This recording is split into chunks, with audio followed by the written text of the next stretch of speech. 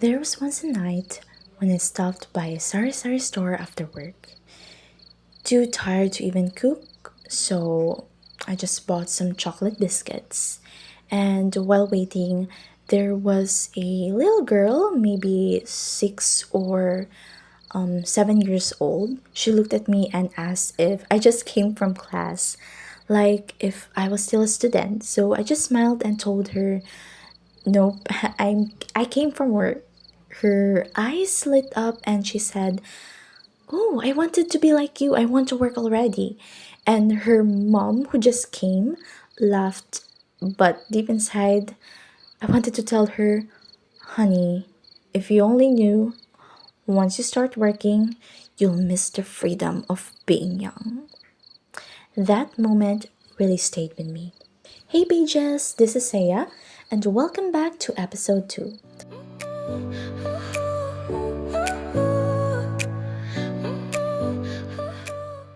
First, I just want to thank everyone who listened to episode 1. And even if I don't have many listeners yet, I feel like I'm not alone whenever I share my diary here. So, our today's topic is life after graduation. Some of you might be graduating soon, some just graduated, and some are already working.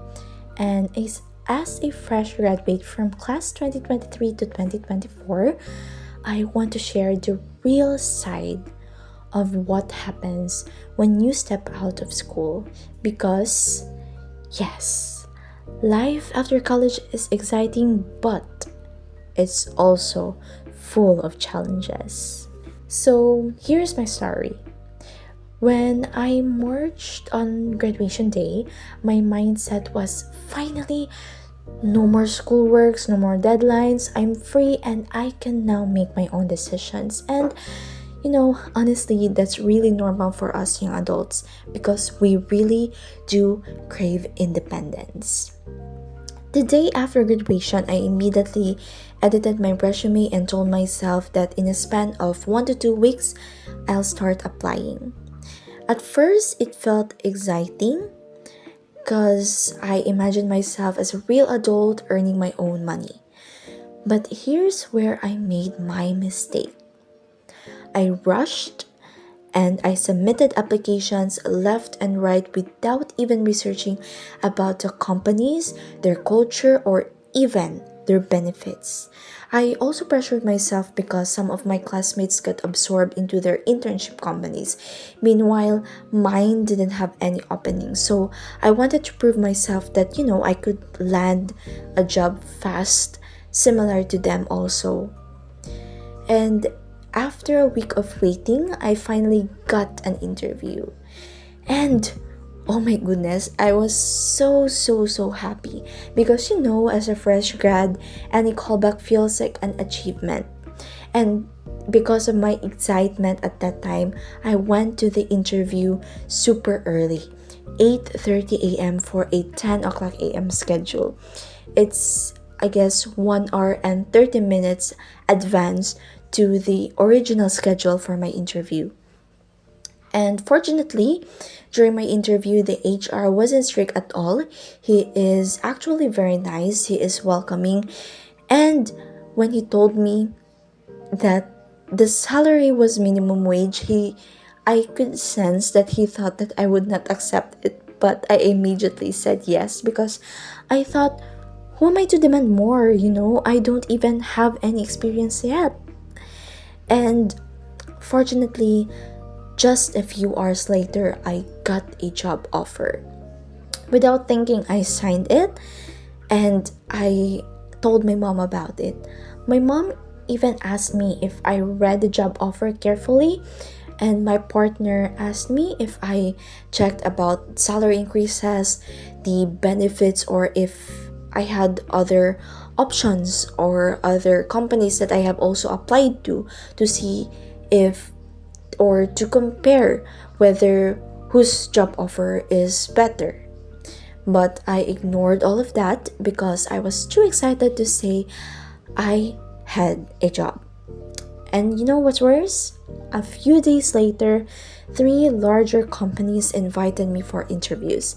But I rejected them because I had already said yes.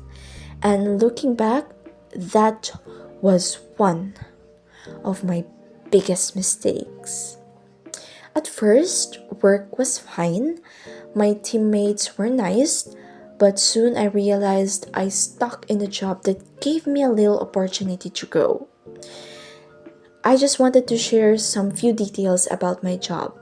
I was daily paid, no work, no pay, no insurance until 1 year of service.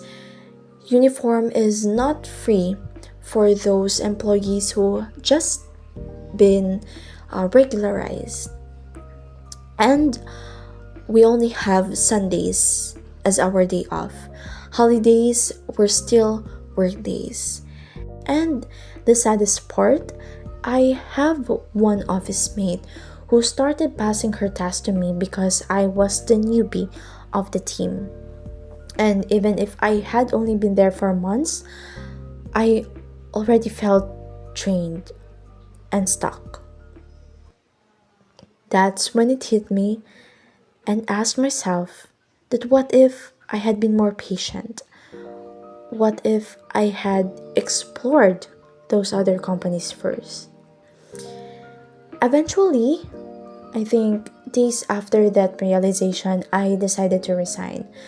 But it wasn't easy. When I first told them, they didn't want me to let go. My manager even tried to convince me to stay, telling me things would get better, that maybe I should just give it more time. They even offered to adjust some of my tasks just to keep me. At first, I thought maybe I should stay, but deep inside, I felt like I was being tied down. It was like they were putting invisible chains on me, making me second guess myself and making me feel guilty for wanting to leave.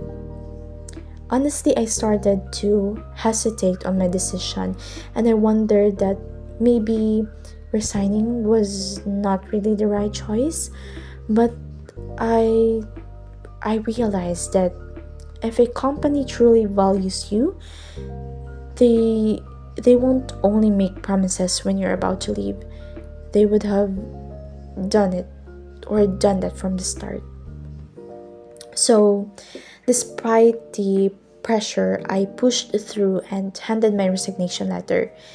It wasn't really easy, but I reminded myself that staying in a place where I already felt stuck was not the kind of growth I wanted.